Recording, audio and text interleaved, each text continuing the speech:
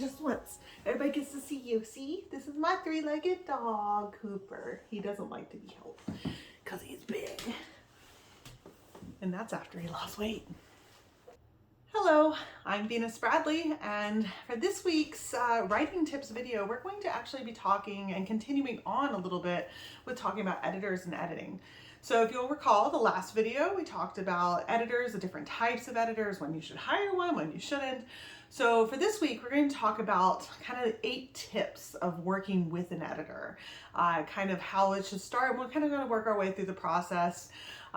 Just so you know, my hair, I am learning as a grown woman how to take care of my hair, and it feels so out of control. I'm learning how to deal with my curls. They do not feel tamed, which is why I've straightened it for years.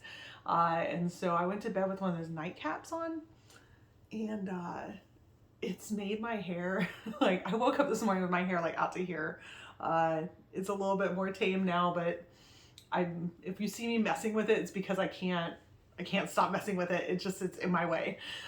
Anyways, we're going to be talking about editors, 8 different tips about working with an editor. So the very first one, which should be a no-brainer, but I got to point it out, is know what type of editor you're working with.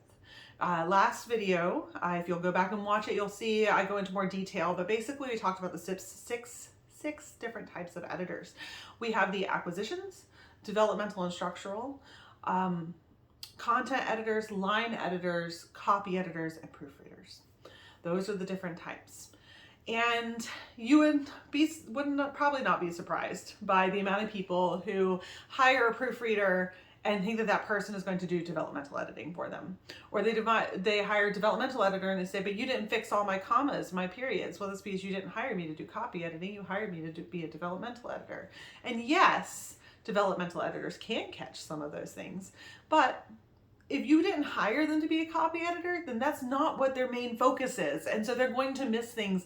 Also, not everybody's a good copy editor. As I've pointed out several times in my previous videos, I am not a copy editor. I took one copy editing course when I was in college, getting a degree in publishing, and said, this is not going to be the job for me. There's so much minutia, so many little details you have to pay attention to. Basically got to have the thing memorized. So you got to know who you're actually working with so that they can help you the best too. So you need to be aware, go back and watch that video if you need to, of what kind of editor you need. Once you determine what you need, then you can hire somebody to actually do that work. And then you know what your expectations are. We're going to get into that in a minute or a few minutes. So the second thing is, when you are looking to start hiring an editor, what you get what you pay for sometimes. So with an editor, I've talked numerous times about any kind of work that gets done, you need to pay people what they're worth. Which means that there are some people out there who have hardly any experience in editing. They're just trying to get off the ground, or they just started doing freelancing, and they might charge you a little less. And they might actually be really good editors, or they could be absolutely terrible. And it's really hard to tell, So if you're trying to kind of save a little money and you're thinking you're going to pay somebody a little bit less, it's also possible you might not get the best quality service. It's also possible that you'll find a great editor who's just starting out freelancing or whatever, and they'll be able to hook you up and you'll have a great experience. Although if you try to work for them again, they might have raised their rates a little bit. It takes a while to edit. It's okay if you're not happy with your edits, but you still need to pay them for the work that they did. The service has already been rendered, therefore you need to go ahead and pay.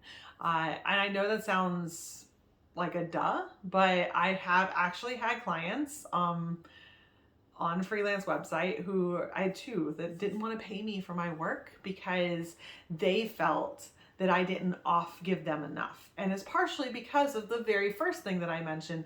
They didn't know what they had hired. They said they wanted a developmental editor, but really what they wanted was somebody to do all the work. They wanted a developmental editor, a proofreader, a copy editor, everything to get this book ready for print. That is not what they told me in the contract. That's what I had to point out, and they ended up having to pay me. Upwork agreed with me. So that leads me into my next one, is where do you hire an editor? If you're looking for somebody to hire, where do you go? Well, the first thing is websites. So if there are freelance web editors that you follow on YouTube or in podcasts or whatever, a lot of them have websites and you can just go directly to their website and submit. That's what I have. I have a website, galaxy-inc.com. You can go visit my website and then fill out a little survey that asks, and then I can send you back a quote of how much it's going to cost depending on what you need. But there's other places to go. If you're like, I don't actually follow anybody, I mean, other than you, hopefully you follow me and subscribe to my channel. If you don't, if you're just, or I'm not the kind of person that you think would be a good editor for you, there's many other sources. So a lot of people are familiar with Upwork. I've mentioned it several times, or I've already mentioned it once already. The downside of Upwork is that they take 20% from the editor. So the person, whoever's doing the freelance work, has to pay 20% of what you're going to pay them to Upwork. It's a good chunk of change, especially for bigger projects. Like, it kind of makes small projects not worth it, to be honest.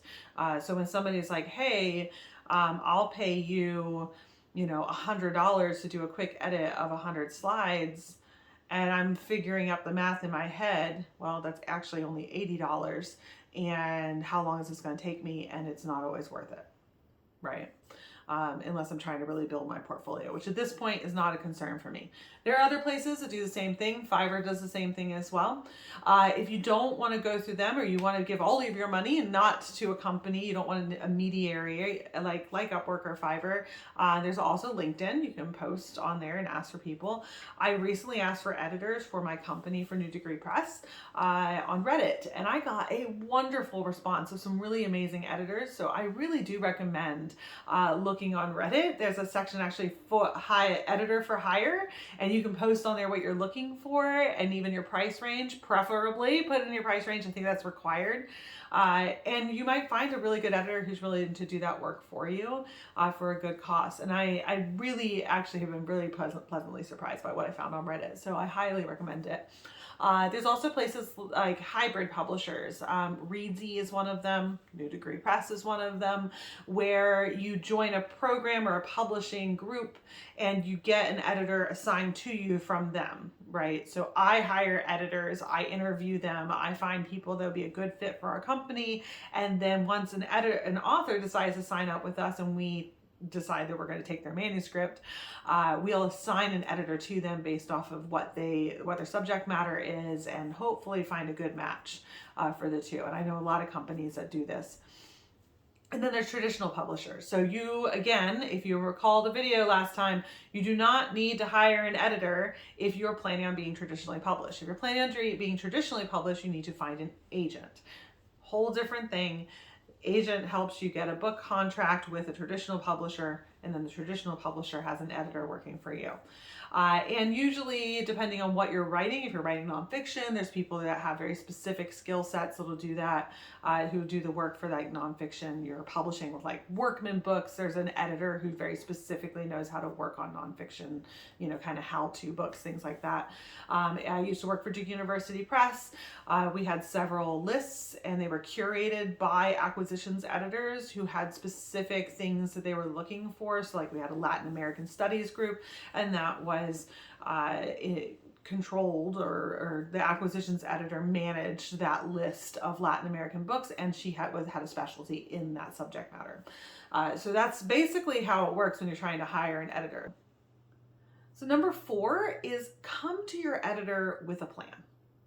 Have something prepared so that they know what they're looking at. Some kind of summary or synopsis. For my company at New Degree Press, we asked for something called a big ideas document, where what is the plan for this book? Who do you think is your audience? Where do you think this book is going to go? What are you hoping for this book?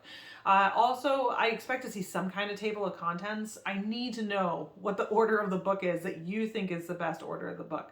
When I'm reading it for developmental and structural editing, I am going to go in and say, maybe this isn't the order that I expect this to be in, but for the most part, I want to see at least what you think the order should be in.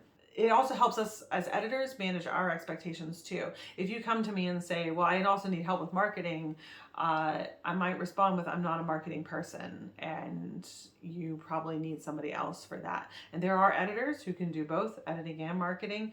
That is not me. I am just an editor, not a marketing person. Although I really like to learn more about marketing and I'm working on it. So I'm giving myself like a self-help tutorial on how to, I really like to work on it. So I'm giving myself a bit of a tutorial as I go. Like every day I'm watching and reading little things about marketing. Anyways, completely beside the point. I will say that if you are looking for a copy editor or a proofreader, you need to provide a style guide of some kind. So if your character's name is spelled weird, make sure that that's on the style guide so that the copy editor can make sure that it's consistent throughout. If you have certain words that you've capitalized for some reason in your book or you've spelled it a different way, make sure that that's on the style guide. If you always want cross-reference to have a hyphen in it, for some reason this is what you want it to have, make sure that's in the style guide so that it's clear that these are intentional choices and that the copy editor can make sure that that is consistent throughout the book and that they make kind of those global changes throughout. Okay, number 5 is manage your time expectations.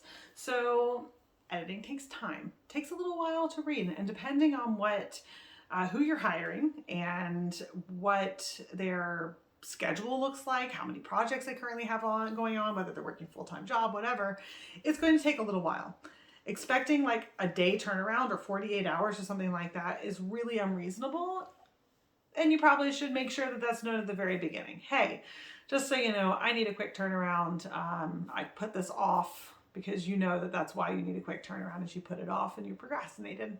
I see it all the time on Upwork and Fiverr, people who procrastinated projects, papers, things like that. They need an editor and they need a quick turnaround. And I don't even know if those people actually get an editor who can help them. I know that I am too busy to take on a project that needs a 24-hour turnaround. You can expect a couple weeks from me. And it's just because my schedule is full and I've got a lot of authors I'm working with, and so I don't have time for that. You need to manage your expectations also of how long it takes things to get done. It is not a quick process to do a developmental edit. It takes a couple hours. It's not a quick process to get through, different types of editing, like line editing takes a long time. And so you should just expect that expectation. It should be in your contract of how long it'll roughly take, and editors should know how long it'll take them. Just be aware of that, okay? So number 6 is ask questions. Don't be afraid to ask questions of your editor, especially at the end. I make sure to add into my contracts that after I'm done with an edit, authors have one time that they can respond back with a lot of questions based off of my edits. Now, I hope I've done my job well and I've explained things thoroughly enough that you don't need to ask me a ton of questions, but you should be able to do that at least once. Hey, I don't understand what you mean by fleshing this part out. Like, how would I do that? And then hopefully the editor can kind of jump in there and give you an idea of what you can do. But don't be afraid to ask questions and to follow up with them if you're unclear about something or something's not making sense, or even if somebody's taking too long. You're like, hey, you said it would be 6 weeks. It's okay to email them. They're not going to suddenly start hating you because you sent them an email asking, hey, this is the day that you said it would be due. Can you please give me an estimate of when it'll be ready? 7 is be open to change. You are hiring an editor for a reason. Be open to allowing them to point out the areas where you have flaws in your logic, where the plot hole, there's a huge plot hole, where characterization isn't working. Be open to that. Also be open to the fact that you might have written a line that was beautiful in your first draft, but it's not working in your 5th draft and it needs to go. Or a chapter's in the wrong order, whatever. Be open to making those changes. I've had authors push back about things that they don't want to change, which is fine. You don't have to make every single edit or a thing, but consider them. Think about them. Don't just, get rid of them out of hand. I had an author once who, I sent him back just a kind of rough, feedback for developmental work. And he said, well, I don't want you to turn my book into something commercial. And the truth is I don't know how to make your book commercial. I don't. I know marketing. I can see when a book might sell well, but I'm not a marketing person. I don't know that. I don't know how to make your book a bestseller, and I certainly don't know how to turn it into a commercial success, right? I understand what makes trade books. I understand what makes a book more commercial, but even then, there's no guarantee of success, right? And I don't think any editor knows this. And the reason I know that no editor knows this is because Harry Potter was rejected 100 times. And so there were 100 editors out there who did not see the commercial potential of that book, which was huge, right? So we don't know how to make your book a commercial success or how to change it into something commercial or whatever. And that's not our goal. But you need to be open to making those changes. Otherwise, there's no point in hiring an editor. You're wasting your money. Also, it's not the editor's job to rewrite your book. So that kind of brings me into the last point, which is number 8, when should you walk away? So when is there a point where you need to sever a relationship with an editor? And the first one is if they're trying to rewrite your book into something that it's not. So a really good example of this is an author that came to New Degree Press. Her name is Sarah Mock. You'll find her book on sustainability and agriculture on, she talks a lot about this on Twitter. She talked about how she got a contract with a traditional publisher. She had an editor and they kept sending her back edits that basically said, why isn't this book more like Omnivore's Dilemma? And her response was, because it's not Omnivore's Dilemma. And they kept pushing back and forth, and she felt like they were just trying to rewrite her book into something that it wasn't. So eventually she severed her contract, she gave them back their money, and she went looking for a new editor or company that would help her to write the book that she was trying to write. And that was us. So we gave her the editorial and marketing support, and she was able to have a book that was her book and one that she wanted. It's okay to walk away from contracts like that, even though I know there's probably a part of you that's like, I got all this far, I got a contract, but it's okay to walk away. It's also okay if an editor, to leave if an editor is trying to rewrite your book for you. They are not ghostwriters. Editors are editors. They point out what's not working. You are the author. Therefore, you need to stop a book if you see an editor doing this and say, wait, I don't want you to rewrite my book. I want you to point out what's not working. I'll fix it. You know, if they keep rewriting or acting like a ghostwriter and you didn't hire them to do that work, then that's a problem. And you probably should think about letting that person go. They're not a good fit for you. And I would venture to say not a great editor if they were not hired to do ghostwriting and they're doing it anyways. If they're being too overly aggressive or negative in your book, I have never, in all my years of editing, read a book that I didn't think had some potential. I don't think every book's a dumpster fire. Some need more work than others, but I usually can find good things within what's not working. And I can help the author tease out those good things to really play them up so that those parts are stronger and the parts that are weak are stronger and match. That when an editor can't find any redeeming qualities for your book, they might not be a good editor for you, because there should be some redeeming qualities. I can assure you that there's at least something good in your book that an editor should be able to work off of. And finally, remember that this is a professional relationship. There's a contract usually involved. There should be a contract involved. And it is okay if you walk away from a contract or it's not working for you.